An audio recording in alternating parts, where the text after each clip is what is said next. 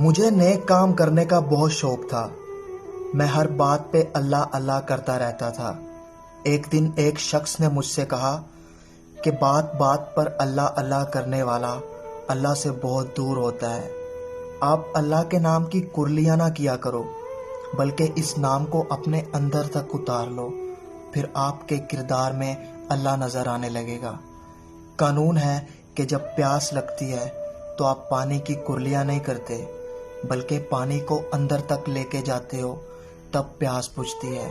اسی طرح اللہ کا ذکر زبان سے نہیں دل سے کرو گے تو سکون ملے گا.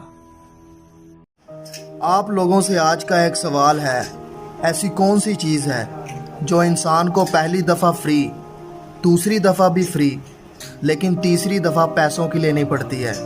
جواب دیں، میں آپ کے کومنٹس کا انتظار کر رہا ہوں. اور پتر ایک بات تو بتا، یہ حیض کسے کہتے ہیں؟ ابا جی آپ یہ کیسے سوال پوچھ رہے ہیں؟ اور پتر جو تجھ سے پوچھا ہے وہ بتا. حیض ایک ایسے سرکل کا نام ہے جس میں ہر جوان عورت مہینے میں ایک دفعہ گزرتی ہے. اچھا، پھر اس حالت میں عورت کیا کرتی ہے؟ ابا جی اس حالت میں عورت نہ نماز پڑھتی ہے نہ روزہ رکھتی ہے. پھر پتر تجھ میں اور حیض والی عورت میں کوئی فرق نہیں ہے.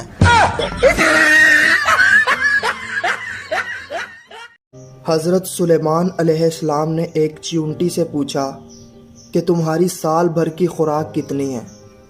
تو چیونٹی نے کہا صرف 2 دانے. آپ علیہ السلام نے 2 دانے رکھے اور پل بند کر دیا. 1 سال بعد جب دیکھا تو چیونٹی نے صرف 1 دانہ کھایا تھا. آپ علیہ السلام نے پوچھا 1 دانہ کیوں بچا کر رکھا ہے؟ تو چیونٹی نے جواب دیا پہلے میرا بھروسہ اللہ پر تھا، 2 دانے کھا بھی لوں تو وہ اور عطا کر دے گا. اب بات انسان کی تھی تو 1 دانہ بچا لیا، کیا پتہ پھر دے نہ دے. السلام علیکم. آج میں آپ کو بتاؤں گا 7 آسمانوں کے نام اور ان کے رنگ. پہلے آسمان کا نام رقیہ ہے اور یہ دودھ سے بھی زیادہ سفید ہے. دوسرے آسمان کا نام فیدوم یا معاون ہے اور یہ ایک ایسے لوہے کا بنا ہے جس سے روشنی کی شعاعیں پھوٹتی ہیں. تیسرے آسمان کا نام ملکوت یا ہایون ہے اور وہ تانبے کا بنا ہے. چوتھے آسمان کا نام زاہرہ ہے اور وہ آنکھوں میں خیرگی پیدا کرنے والی سفید چاندی سے بنا ہے. 5ویں آسمان کا نام مزینہ یا مسحرہ ہے اور وہ سرخ سونے کا بنا ہے. 6ٹھے آسمان کا نام خالصہ ہے اور وہ چمکدار موتیوں سے بنا ہے. 7ویں آسمان کا نام لابیہ ہے اور وہ سرخ یاقوت سے بنا ہے. اسی میں بیت المعمور بھی ہے. اگر یہ ویڈیو پسند آئے. امریکہ میں ایک شخص کو سزائے موت ہو گئی تو اس سے کہا گیا نہ تو تمہیں پھانسی دی جائے گی، نہ ہی تمہیں گولی ماری جائے گی اور نہ ہی تمہیں زہر کا انجیکشن لگایا جائے گا، بلکہ تمہیں سانپ سے ڈسوایا جائے گا. اس شخص کے ذہن پر سانپ چھا گیا. اس کے سامنے سانپ لایا گیا تو اسے یقین ہو گیا کہ اس سانپ نے مجھے ڈسنا ہے. اس کی آنکھوں پر پٹی باندھی گئی. اسے 2 کامن پنیں چبھائی گئیں جس سے اس کو یقین ہو گیا کہ اس سانپ نے مجھے ڈس لیا ہے. کچھ دیر بعد اس کی موت واقع ہو گئی. اس کے خون کے ٹیسٹ کروائے گئے تو اس کے خون میں سانپ کا زہر موجود تھا. حالانکہ سانپ نے تو اسے ڈسا بھی نہیں، خون میں سانپ کا زہر موجود تھا. یہ کیا تھا؟ خوف. تو آپ لوگوں سے گزارش ہے کرونا کے بارے میں خوف نہ پھیلائیں بلکہ لوگوں کو احتیاطی تدابیر دیں. آج یار نماز پڑھنے چلیں. یار میں کال پر ہوں، تو چل میں آیا. اوہ تو آگے. یہ پکڑ، مجھے سوسو بہت تیز آیا، میں مسجد میں سوسو کر کے آتا ہوں. اوے بات سن، جب مسجد میں نماز پڑھنے نہیں جا سکتے نا تو اپنے پسند کاموں کو نہیں مت جایا کرو.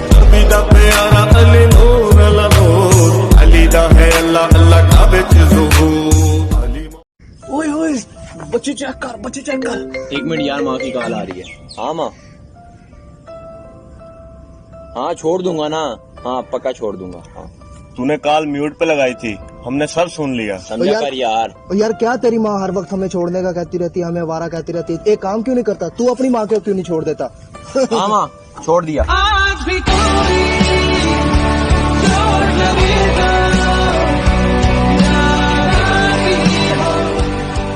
خانہ کعبہ وہ واحد جگہ ہے جس کے اوپر سے آج تک کوئی پرندہ نہیں گزرا.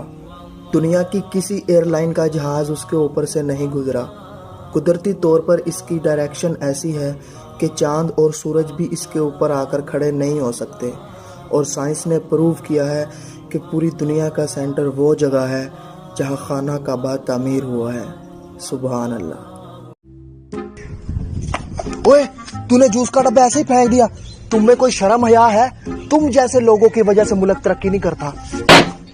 پٹاخہ تیرے پیو نے مارنا سی. السلام علیکم. ہم سب یہ جانتے ہیں کہ ٹیلی فون گراہم بیل نے اور ریڈیو مارکونی نے ایجاد کیا، لیکن ہم یہ نہیں جانتے کہ صابن حضرت صالح علیہ السلام نے، سوئی حضرت ادریس علیہ السلام نے، کشتی حضرت نوح علیہ السلام نے، پل حضرت یوسف علیہ السلام نے، کنگھی حضرت ابراہیم علیہ السلام نے ایجاد کی. یہ بات سب کو بتائیں تاکہ سب جان لیں کہ ایجادات کا سلسلہ انبیاء کرام سے شروع ہوا تھا. Hello pizza hit. Hello, yes please. یار 2 لارج پیزے، 2 برگر اور شورما بھیج دو یار. سر یہ کس کے نام پر بھیجوں؟ اللہ کے نام پر. اندھا ہے کیا؟ دیکھ کے نہیں چل سکتا؟ بھائی غلطی آپ کی ہے. آگے سے زبان چلاتا ہے. چل معافی مانگ. معذرت بھائی. کی قسم میرے نبی کا فرمان ہے، معاف کرنے سے عزت گھٹے تو مجھ سے لے لو. فیفی جوس پیے گا؟ نہیں. لسی پیے گا؟ نہیں. پانی؟ نہیں. تو بالکل انصاری پہ گیا، جب پیے گا خون ہی پیے گا. فیفی سیب کھائے گا؟ نہیں. اورنج کھائے گا؟ نہیں. بنانا کھائے گا؟ نہیں یار. تو بھی سیدھا ہارون پہ ہی گیا ہے، جب بھی کھائے گا جوتے ہی کھائے گا. السلام علیکم. وہ کون سا گناہ ہے جس سے عمر کم ہو جاتی ہے؟ ماں کے ساتھ بدسلوکی. وہ کون سا گناہ ہے جس سے دعائیں قبول نہیں ہوتی؟ حرام کی کمائی. وہ کون سا گناہ ہے جس سے رزق میں تنگی آتی ہے؟ زنا.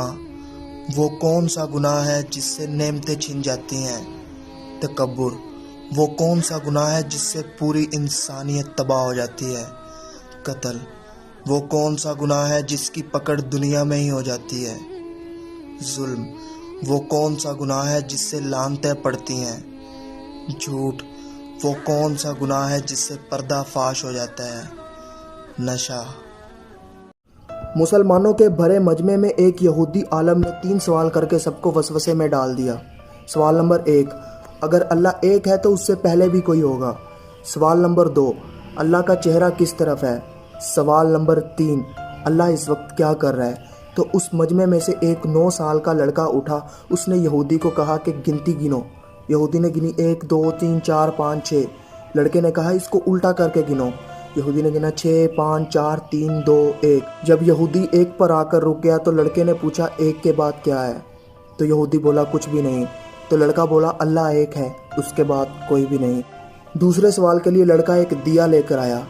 اس نے یہودی سے پوچھا روشنی کا رخ کس طرف ہے؟ تو یہودی بولا چاروں طرف.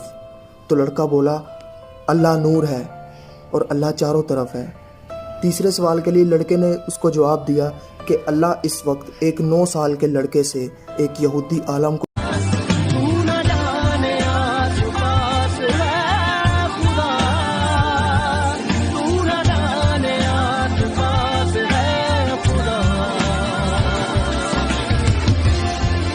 کسی کو دھوکہ دو گے تو کسی نہ کسی طریقے سے وہ لوٹ کر تم تک آئے گا. تو کسی کو دھوکہ دینے سے پہلے ایک بار سوچ ضرور لینا.